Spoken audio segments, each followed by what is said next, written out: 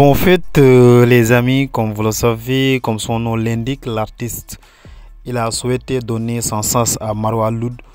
La chanteuse devenue sa petite protégée, elle est signée dans son label et ils ont alors une relation très amicale. Cette relation s'est gâchée par beaucoup de rumeurs. Plusieurs versions se battent sur la toile et certains internautes affirment que Marwa Loud aurait tout simplement été jalouse de la femme de l'artiste. Et c'est pourquoi elle a pratiqué la sorcellerie pour être avec l'artiste. Cela aurait éveillé les soupçons de la femme de l'artiste. C'est d'ailleurs elle qui aurait engagé un détective privé pour suivre Marwa Loud d'après Nabil. Sur ses recherches, et beaucoup d'internautes ont critiqué sévèrement Nabil par manque de cohérence. Mais aussi l'artiste a répondu à Nabil: je vais vous faire très bientôt des révélations et j'espère cette fois-ci on va balayer cette histoire une bonne fois pour tous. Mais aussi, Marwa Loud a répondu et on va écouter les propos de Marwa Loud. Donc il y a toute la famille à la maison, tout le monde est venu, ils sont tous en bas en train de faire la fête. Sauf que moi je vois que les choses vont pas mieux, que limite ça s'empire. Tout le monde attend que je m'exprime, ça me saoule. Ça me saoule de devoir m'exprimer. Parce que déjà j'ai fait une interview alors que déjà ça me ressemble même pas en fait de parler, d'étaler ma vie comme ça genre à tout le monde. Je l'ai fait parce que d'autre côté ça prenait trop la confiance. Ça se permettait de raconter tout et n'importe quoi. Ça revenait sur l'histoire de sorcellerie. D'ailleurs on n'a toujours pas eu de preuve de sorcellerie. Ils se sont beaucoup éparpillés, notamment donc, sur ma famille, sur ma soeur Safa. Donc pour la 150e fois je vais devoir prendre mes réseaux, j'ai l'impression que ça fait 1000 fois je me justifie, ça me fout la haine. Ça me fout la haine, mais je suis obligée de le faire en fait, parce que depuis le début, mon but c'est de protéger ma famille. Donc je vous disais, depuis le début, mon but c'est de protéger ma famille, donc comme ça parle beaucoup de ma famille maintenant, je suis obligée donc de reprendre mes réseaux et de vous raconter ma vie. Sauf que là, je vais vraiment vous raconter ma vie personnelle, je vais me confier à vous. Franchement, ça me saoule de faire ça, voilà. Ça me saoule de faire ça parce qu'il me pousse à faire un truc que je déteste faire en fait, encore une fois, raconter ma vie. Et là, je vais devoir rentrer dans des trucs personnels, dans des histoires de famille, dans tout ça en fait, juste pour que vous puissiez comprendre et que vous compreniez que j'ai une famille magnifique et que même si on a eu plein d'embrouilles, donc je vous disais, on a eu des hauts, on a eu des bas comme dans toutes les familles en fait au final. Et voilà, bref, je vais vous parler de mes histoires. Je vais commencer par le commencement. Donc déjà, où est Safa? C'est la question qui revient le plus souvent. Donc, où est Safa? Safa là actuellement elle est chez moi. Donc elle est à Barcelone, elles sont arrivées avec ma maman il y a à peu près une semaine à peu près, donc de Marrakech, parce que vous savez qu'elle vivait à Marrakech. Quand l'artiste a posté une story avec ma mère et une vidéo de ma mère et Safa à l'aéroport, déjà bref, je vais même pas revenir sur ça parce que franchement c'est tellement bas de prendre en photo ma mère et ma soeur qui ont rien à voir dans cette histoire. Donc il les a pris en photo, donc elles étaient à l'aéroport de Marrakech en train de venir. Donc ça c'est pour la première chose qui dit qu'apparemment Safa elle est chez moi, elle vit chez moi alors que pas du tout. Je vous disais donc du coup Safa elle vit à Marrakech et quand elle rentre en France elle est à Forbach, donc chez ma soeur, une de mes grandes sœurs. Et là en fait elle veut se prendre un pied à terre en France aussi pour pouvoir être entre les deux sans tout le temps aller chez ma soeur. Bref, ça c'est vraiment un détail qui sert à rien, mais bon c'est pour vous expliquer. Donc elles sont vraiment entre Marrakech et Forbach. Donc Forbach c'est dans le 57 pour ceux qui savent pas, c'est vers Strasbourg, vers Metz, tout ça. Donc voilà, là elles sont en vacances, donc elles sont venues ici.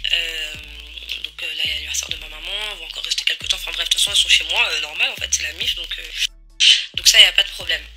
Safa, pourquoi elle a quitté les réseaux? Je pense que c'est là où tout, en fait, je vais devoir tout vous raconter. En fait, Safa et moi, on a eu des embrouilles il y a à peu près 4 ans maintenant. 3 ans, 4 ans, ouais, ça va bientôt faire 4 ans en fait depuis mon mariage. Faut savoir qu'en fait, moi, les problèmes avec ma famille ont commencé quand j'ai rencontré mon mari. En En fait, elles avaient peur, toute ma famille, hein, donc ma mère et mes sœurs avaient peur pour moi. Déjà, je pense qu'en fait, en tant que mère et en tant que grande sœur, on a toujours peur pour ses autres frères et sœurs ou pour sa fille, encore plus pour ma mère. Je pense que de base, on a toujours peur de la personne sur qui elle va tomber, de la personne avec qui elle est, enfin bref. Et là, ça a été encore pire parce que j'étais déjà connue, donc ça se disait, est-ce que cette personne n'est pas là pour la notoriété, est-ce qu'elle n'est pas là pour... Enfin bref, ça a décuplé la peur qu'ils ont eue pour moi. Donc à ça s'est ajouté plein d'anciens amis qui ont rajouté un peu leur grain de sel dans toutes ces histoires. Et au final, ça a fini par clasher dans ma famille parce que j'étais toujours avec mon mari et que j'ai fini, alhamdoulilah, par me marier avec lui. Aujourd'hui, tout va bien. Hein. Aujourd'hui, tout le monde... Je vous disais, aujourd'hui, je vous jure, j'ai du mal à respirer. Wallah, j'ai du mal à respirer. Ça me ressemble tellement pas de faire ça. Wallah, ça me ressemble tellement... Et en plus, c'était des histoires que je voulais trop mettre de côté. Genre, je voulais même plus en parler. J'ai tellement souffert dans ces histoires de famille. Bref, en gros... J'ai dû changer de place parce que mon téléphone, il n'avait plus de batterie. Du coup, je vous disais, j'avais plus du tout envie de parler de ces histoires de famille. C'est encore un sujet très sensible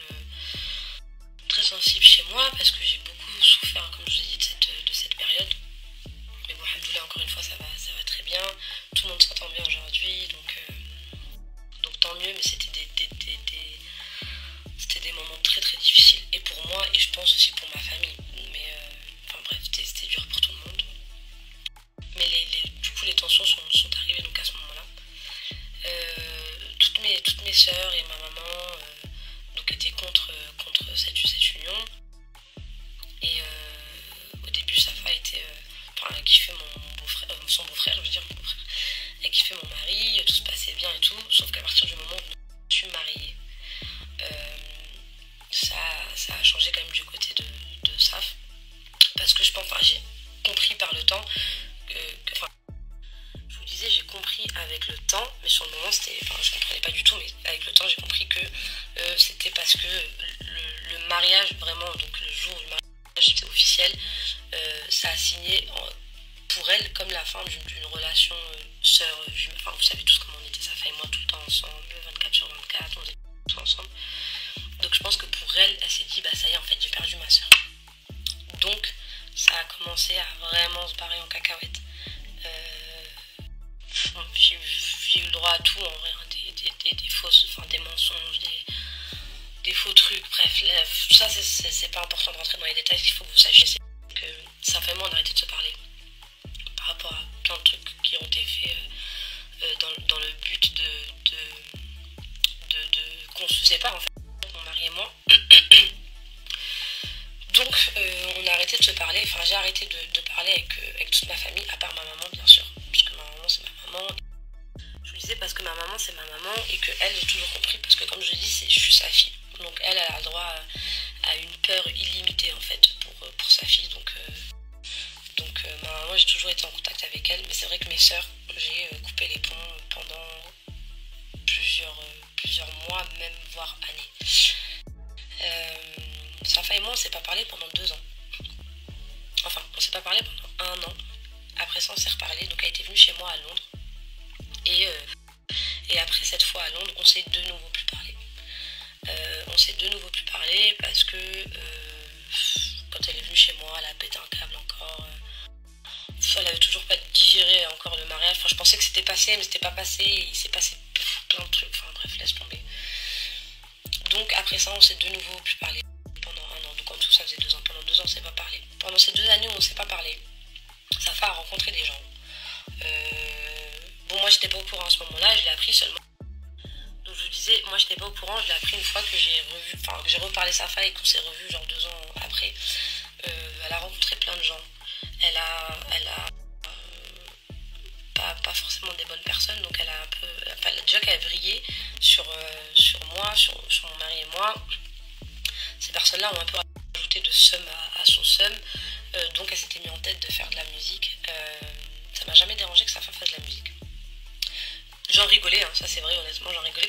Parce que Safa, j'ai toujours dit, tu as une voix de casserole. Genre, ok, c'est vrai, je suis pas une chanteuse de ouf, mais genre Safa, c'est horrible comment elle chante faux en fait, tu vois. Tu peux ne pas avoir de voix, mais chanter juste, tu vois. Mais Safa, elle chante trop faux. je rigolais sur ça et tout, mais c'est vrai que j'avais parlé avec ma maman et je lui ai dit, maman, genre, je pense pas que ce soit une bonne idée de la laisser, de la laisser, de la laisser partir dans ce délire en fait, parce que Safa, on la connaît, Safa depuis toujours, Safa elle est trop sensible en fait. Safa elle est trop sensible, Safa elle est trop fragile. Donc je vous disais, ça c'est depuis toujours. Hein. Safa, ce trait de caractère, elle est très fragile, elle est très manipulable, elle est très sensible, elle est très niaise, elle est très tout en fait, tu vois. Donc je disais à ma mère, il faut faire attention quand même, je suis pas certaine que ce soit une bonne idée, parce que dans ce milieu, la preuve en est aujourd'hui que c'est un milieu d'enfants de pas très bonnes personnes. Voilà. Pour pas être vulgaire, parce que j'avais promis de pas être vulgaire sur cette story, malgré le feu qui bout en moi. Donc voilà, c'est ce que j'avais dit. Donc ça c'est quand on s'est reparlé avec sa femme. En attendant, donc, pour en revenir à ces 2 années où on ne s'est pas parlé, donc elle a rencontré des gens, donc ils ont nourri son seum, et elle s'est dit qu'elle allait faire de la musique pour me faire concurrence. Donc moi à ce moment-là, je suis au courant de rien. Donc elle contacte, il y avait une histoire qui était sortie déjà comme ça, elle contacte une personne, et lui dit qu'elle veut m'éteindre, elle veut faire de la musique, elle veut... je vous disais, il y avait une phrase qui était revenue quand cette personne-là, qui était anciennement producteur ou manager, je sais plus, qui disait, oui, en gros, Safa une fois, elle a dit en mode, j'ai carrément envie, genre j'ai envie d'être connue pour arriver au Energy Music Award et me retrouver face à ma soeur, et au final c'est moi qui gagne.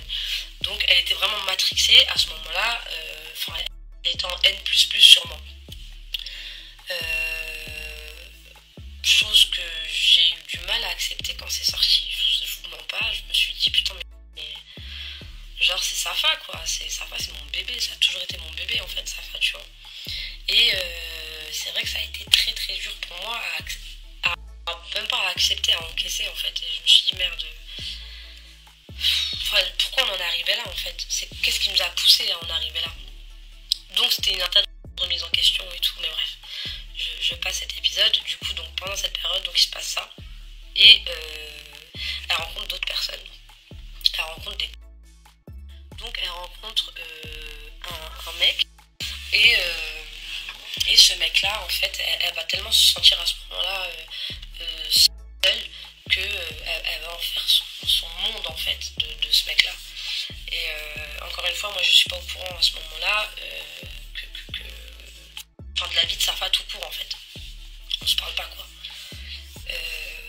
Donc elle brille, elle traîne avec des mauvaises personnes, elle rencontre un mec, et il s'avère que ce mec là il cherche plus des infos qu'à être avec Safa en fait. Donc elle lui raconte le problème de famille, elle lui dit que tout ça c'est de la faute de mon beau-frère, de mon mari du coup, mais de son beau-frère, que c'est lui qui m'a volé à eux. Enfin bref, elle bave beaucoup sur mon mari, elle bave sur moi, elle raconte plein de trucs. Donc et du coup ce mec là, enfin pour raconter dans l'ordre, Safa est donc dans une grande... Elle tombe dans une grosse dépression. Une grosse dépression. Au début c'est ma mère qui m'appelle, donc moi je parlais toujours pas à Safa. Et au début c'est des appels répétitifs de ma mère qui me dit ta soeur elle va pas bien, ta soeur elle va pas bien, ta soeur elle va pas bien. Et je lui dis ouais mais elle fait son cinéma et tout, genre... en mode elle fait... Moi je suis dans mon délire en mode maintenant elle veut faire elle la victime, alors que c'est moi en fait la victime dans l'histoire. Moi je suis dans cet état d'esprit là en fait, parce que je suis sur les embrouilles, je suis sur rien de ouf. Et donc je lui dis non mais elle fait exprès, elle fait la comédie. Et ma mère elle me dit non mais ta soeur elle va vraiment pas bien, genre je suis pas ouf.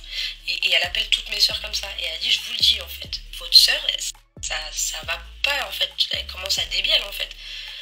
Elle commence à péter les plombs en fait de cette situation, de tout ça. Et des appels à répétition, c'est des appels et des appels et des appels. Et au début ça va pas du tout. Après elle a perdu temps et temps de poids, de kilos. Elle mange plus. Elle commence à s'embrouiller tout le temps avec ma mère, alors que nous, enfin comme tout le monde en fait je pense, on n'a pas du tout de respect à ma mère, on parle pas mal, on n'a jamais eu un mot au-dessus de l'autre, et là ça commence un peu à vriller entre sa femme et ma maman. Donc bon, moi je me dis bon, il y a peut-être un truc, mais à ce moment-là, je crois que j'étais à Dubaï et je me dis, bon, je réglerai ça quand je rentrerai. Je rentre de Dubaï, j'étais à Londres encore à ce moment-là, et je reçois un appel de ma grande sœur, donc l'aînée. Elle me dit, écoute, Safa, elle est arrivée chez moi. Elle est arrivée chez moi et ça va pas du tout. Donc je lui dis, comment ça? Elle me dit, je vais t'envoyer une vidéo. Donc elle m'envoie cette fameuse vidéo, et puis là je vois sur la vidéo Safa genre vachement amaigrie. Je vois c'est pas qu'elle a des tocs, mais en fait elle est vachement genre en fait elle était en train de manger sur la vidéo, elle mangeait des nouilles et elle était genre comme ça en mode recroquevillée, mais genre quand je vous dis toute maigre, genre toute maigre en fait, tu vois. Et on sait que Safa elle était quand même bien importante, et là je pars en crise en fait, je me tétanise, je suis chez moi et tout, et je dis à mon mari, c'est mort, on va aller récupérer Safa en fait. Donc on prend la route de Londres ce soir-là. Donc on prend la route en voiture, et je dis à ma grande soeur, écoute, ramène-la à Paris et nous on la récupère à Paris. Elle me dit ok et tout. Donc à ce moment-là on met pas ma mère au courant, parce que je dis bon, on sait pas encore ce qui se passe. Moi à ce moment-là je me dis, si nous on peut gérer entre sœurs le problème, on le fait, et on préserve maman, parce que du coup je vous disais, si maman est au courant de ça, bref, elle va péter les plombs. Ma mère elle est plus toute jeune, donc bref. Je la récupère à Paris. Quand j'arrive à Paris et qu'elle est dans la voiture de ma soeur me dit, il va falloir que vous la sortiez de la voiture. Puis je me dis, bah attends, pourquoi, enfin genre, sors quoi. Et en fait il s'est avéré que Safa elle arrivait presque plus à marcher en fait. Elle était tellement affaiblie qu'elle arrivait pratiquement plus à marcher. Donc en fait c'est mon mari qui a dû la porter jusqu'à notre voiture. Alors là déjà je vous dis, genre, c'était un déchirement, c'était incroyable. Wallah, si vous saviez comment c'était incroyable, comment je m'en suis voulu. J'ai dit putain, mais j'aurais pu capter que c'était par rapport. Ça m'a rendu ouf là de faire même de me snapper, c'est difficile genre.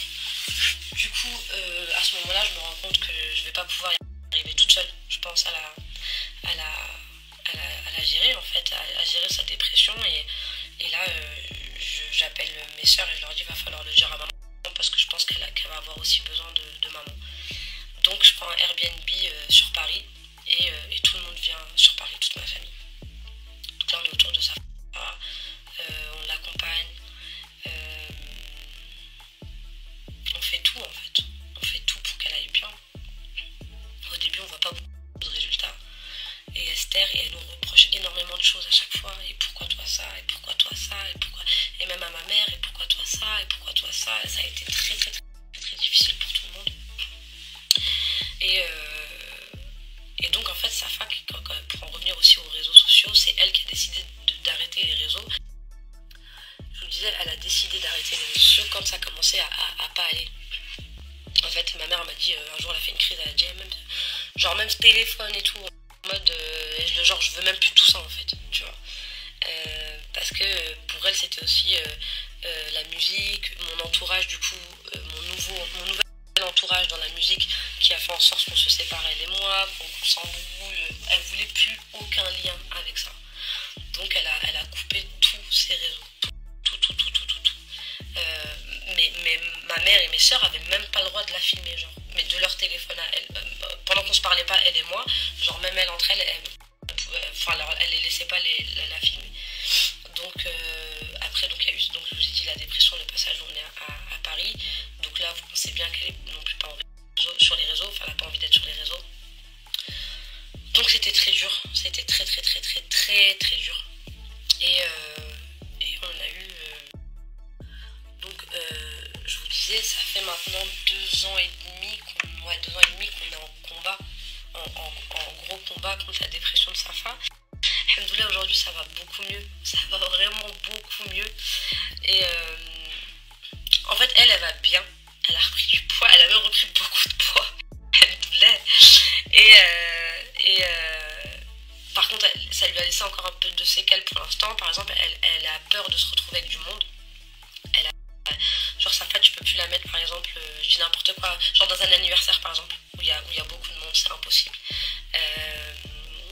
Plein de petits comme genre ça s'appelle l'agoraphobie, je crois, quand t'as peur du monde. Comme quand elle était venue, enfin non pas était venue, quand elle est partie donc de Forbach à Marrakech. Elles ont eu un retard de vol, ma mère et elle, et en fait carrément ils leur ont fait changer d'aéroport, donc elles sont passées de Orly à Charles de Gaulle.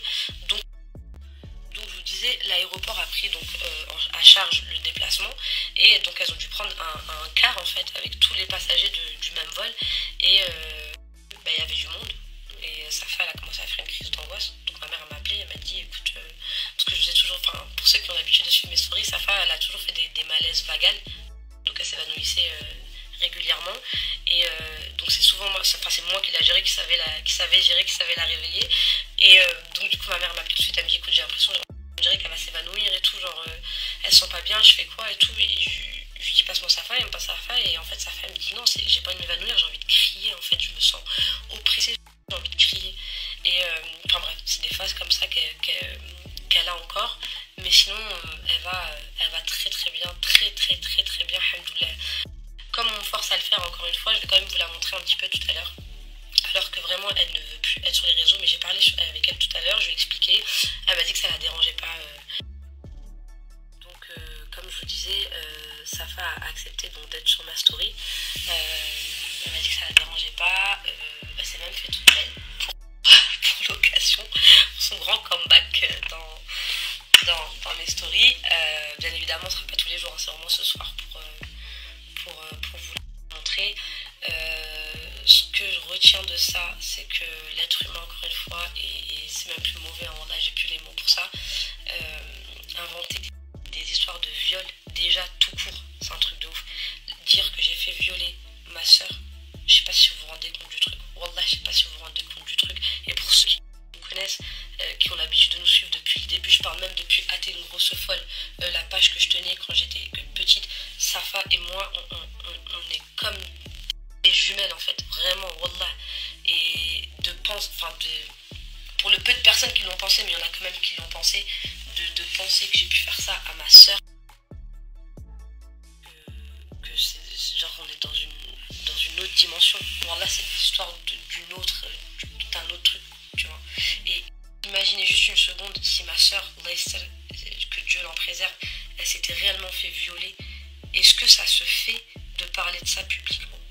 Je veux dire que quand bien même elle s'était fait violer, donc pas par moi, ça on oublie complètement parce que c'est là, mais si elle s'était réellement fait violer et qu'on l'affiche comme ça, pour des histoires qui n'ont ni queue ni tête, à la base on parlait de sorcellerie en fait. On parlait de sorcellerie. Ils ont tellement rien sur ma sorcellerie, sur ma pseudo-sorcellerie en fait, qu'ils sont allés chercher des trucs sur ma soeur, qu'ils sont allés inventer des trucs sur ma soeur, qu'ils ont mouillé ma soeur, qu'il a mis en story ma mère et ma soeur à l'aéroport. Et pour se défendre, il a dit, elle avait qu'à pas insulter ma mère. Déjà, je n'ai jamais insulté sa mère. Sur la vidéo, je dis quoi? Je dis au public, vous savez ce qui se passe en ce moment. Donc déjà, c'est vrai que je vous disais, c'est vrai que j'ai été vulgaire ce soir-là en showcase. Mais après, il faut se mettre à ma place. Moi, je suis à chaud. Premier épisode vient de sortir, tout le monde se met sur mes côtes. C'est vrai qu'après, j'ai eu plein d'excuses. J'ai eu plein de personnes, enfin tout le monde quasiment qui m'a demandé pardon de m'avoir calomnié, etc. Mais sur le moment, je reçois plein de messages de ouf en fait. Moi je suis à chaud, j'arrive en showcase, je dis aux gens ouais, en gros vous savez ce qui se passe en ce moment et tout, ouais. Donc déjà je commence par dire qu'à eux tous là, on est leur mère. Voilà, donc je suis vulgaire c'est sûr, mais à ce moment-là je parle de mes détracteurs. Je sais plus comment ça se dit, de mes haters quoi. J'ai jamais dit sa mère à lui. J'ai jamais insulté sa mère à lui en fait. Donc c'est l'excuse qu'il a trouvée lui pour afficher ma mère et ma soeur en story. Pourquoi en fait? Elles t'ont rien fait. Pourquoi tu te concentres pas sur moi? Le problème c'était moi. Apparemment je t'ai fait de la sorcellerie. Pourquoi tu ne sors pas de preuves de moi en fait? Il n'y a rien sur la sorcellerie pour la 151e fois en fait. Tellement il n'y a rien, comme je vous disais, ils sont allés chercher ma famille, ils sont allés rentrer ma famille dans l'histoire. Tu vois, tout le monde a plein de dossiers sur tout le monde en fait, c'est pas ça le problème. En fait, j'ai pas sorti un dossier. Même dans mon interview, j'ai répondu uniquement à ce que eux avaient dit. avec des preuves. Les preuves. En fait, j'ai plein de preuves. Je peux dire plein de trucs en fait. Tout le monde a des dossiers sur tout le monde, comme je vous ai dit. Je ne suis jamais rentrée dans ça en fait. Pourquoi on rentre ma famille dans mes histoires? Pour en plus dire des mensonges. En plus. J'entends même, oui, apparemment, elle est sortie de psychiatrie, Safa, quand bien même en fait. Ok? C'est faux. Mais quand bien même. Pourquoi tu parles de ma soeur en fait? C'est quoi le rapport? Et après, pour dire, oui, faites une pétition pour que Safa, on la voit, on sait pas où elle est, je sais pas quoi. Mais je comprends pas, parce que même dans ton histoire, à la base, elle t'a fait de la sorcellerie. Elle était censée me faire de la sorcellerie. J'arrive même pas à bloquer le ça. À la base, elle était censée avoir fait de la sorcellerie avec moi. Donc pourquoi aujourd'hui, cette personne-là prend ses en mode, oui, il faut faire une pétition pour sauver Safa. Faire une pétition pour sauver toi, cousin. Wallah, t'es au bout du rouleau, cousin. Wallah, t'es en roue libre. T'es en roue libre. À la base, je le répète, personne n'avait rien contre ce mec-là. Personne. Ok? Cette personne-là s'est tuée toute seule. Sans rentrer dans les trucs, sans rentrer dans ça, sa femme est une psychopathe. Sa femme a des temps sur lui, a raconté des trucs sur lui. Fin de l'histoire. Fin. Comme je l'ai dit dans mon interview. Et encore une fois, dans mon interview, je n'ai répondu qu'à leurs accusations. Je ne suis jamais rentrée dans autre chose que ça, en fait. Pour qu'au final, encore une fois, ça parle de ma famille. Laissez ma famille tranquille, s'il vous plaît, Wallah. Laissez ma famille tranquille. Arrêtez de calomnier ma famille. Arrêtez de me calomnier moi. On attend toujours les preuves de sorcellerie. Arrêtez avec vous. Arrêtez avec vos faux comptes. Arrêtez avec vos lives, avec des faux comptes. On a déjà cramé que c'était vous. Arrêtez de... Vous rendez... Je parle maintenant aux personnes qui me suivent sur ce snap. Est-ce que vous êtes débiles ou vous faites exprès? Pour ceux qui y croient, bien évidemment, pas pour les autres. Pour le peu de personnes qui y croient, est-ce que vous êtes débiles ou vous faites exprès? Vous voyez pas que c'est des histoires fantastiques? Vous voyez pas qu'ils sont même en train de dire, ils ont même dit, Safa c'est pas ma soeur, c'est ma tante. Safa c'est ma tante. Oui, j'ai appelé, dans les enregistrements que Nabil avait, j'ai appelé la mairie de Colmar. Je me suis fait passer pour la mère, j'ai demandé des extraits de naissance, ils me les ont jamais envoyés. Mais même toi, Amira, la femme de l'actrice, toi, t'es une golemon aussi. Tu sais que aucune mairie ne délivre d'acte de naissance envoyé, genre. Il faut que tu sois présente physiquement sur place. Ça ne s'envoie pas et ça ne s'enverra jamais un acte de naissance, en fait. Tu dois te déplacer et là, ils te donneront l'acte. Mais sa femme, ma tante, j'ai même entendu une fois sur un live où c'était elle, hein, ça modifiait sa voix. Oui, vous trouvez pas ça bizarre qu'elles ont que 4 mois d'écart? Qui a dit 4 mois? On a toujours dit, ça fait moi, qu'on avait 16 mois d'écart en fait. Donc quoi, même ça, je dois me justifier, je dois montrer le livret de famille, genre c'est n'importe quoi.